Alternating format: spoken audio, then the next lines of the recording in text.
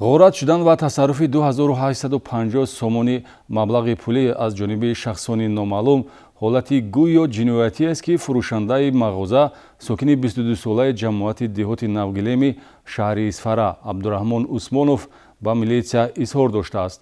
санҷиш бо методҳои оперативию тафтишотӣ собит намуд, ки хабар бар дурӯғ расонида шуда, муроҷиаткунанда ҳодисаи сунъиро бофта мехост пули ба эҳтиёҷоти худ масраф кардаро рӯйпӯш кунад.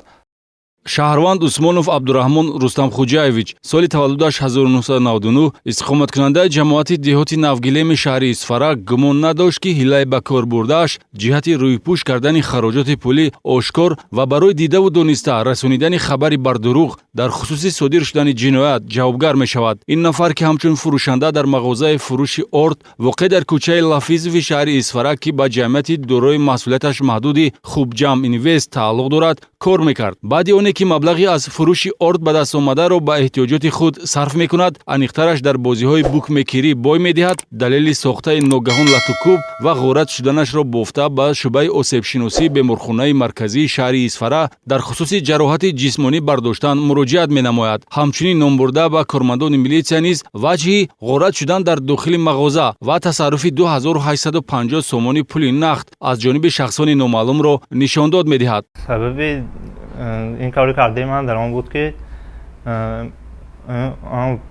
پولهای به سردار ما میداد که من کمتر بود، برای آنکه من پولها را به شرکتی بوکمیخری بای دادم. اصلی واقعه زمانی اشکار گردید که گروه اپراتیوی تفتیشاتی شعبه یکی وزارت کارهای داخلی در شهر اسفاره به جای حادثه حاضر گردیده نشاندادهای عثمانوف را با متدهای اپراتیوی و تفتیشاتی و کریمینالیستی سنجیدند. در نتیجه خبری بر دروغ و صحنه بافته بودن غارتگری که جای نداشت اشکار گردیده. در همین اساس نسبت عبدالرحمن عثمانوف برای دیده و دانسته رسانیدن خبری بر دروغ درباره جنایت با ماده 346 کدکس جنایتی پرونده جنایتی آغاز کرده شد. با پیشنهاد مطلبی مذکور به معلومات شهروندان رسانیده می شود که هر یک مراجعت و اخباراتی به میلیسیا وارد شده حتما سنجیده می شود. متاسفانه در تجربه عملی حالتهای در گزارش انعکاس یافته جای دارند که بعضی از شهروندان صحنه‌های صنعی گویا جنایتی را تشکیل نموده عیب خود را رویپوش کردن می شوند. اما همیشه در خاطر باید داشت که عمر دروغ کوتاه است.